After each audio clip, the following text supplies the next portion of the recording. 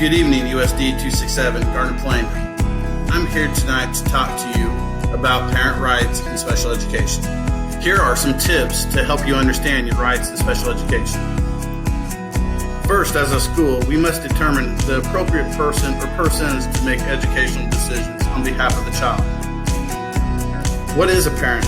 It's a natural, biological parent, an adopted parent, a person acting as a parent, a legal guardian, an officially appointed education advocate, or a foster parent.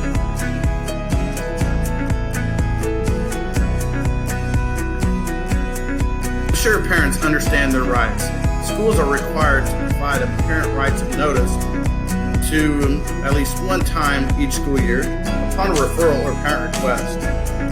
The first formal complaint or due process complaint, or a disciplinary removal from the school that requires them to go to a different placement, and upon a parent request. And it must be in their native language and in language that is they can understand. Also, the schools must provide written notice to you each time they propose, refuse to initiate, or change their identification. There's a new evaluation, a change in educational placement. Parents also must consent before there are any initial evaluations. And what does consent mean? That means, as a parent, I'm fully informed in my native language. I understand and agree in writing. And I need to understand that consent is voluntary. I can withdraw anytime. Consent is not required when school is reviewing data. They're given a test or an assessment that goes to all students, where they use a screening to determine educational strategies. Schools are also required to notify the parents anytime there's going to be an IEP meeting. School must take steps to ensure that one or both parents are present.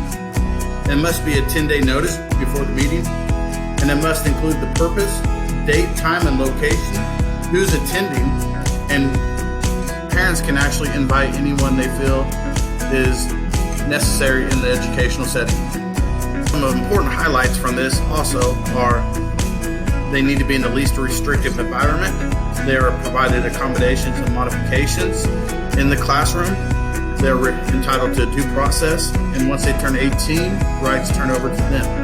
Additional highlights: they must receive timely, clear communication.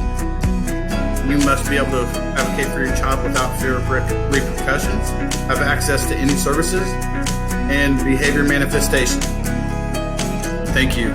And if you have any questions or comments, please contact me.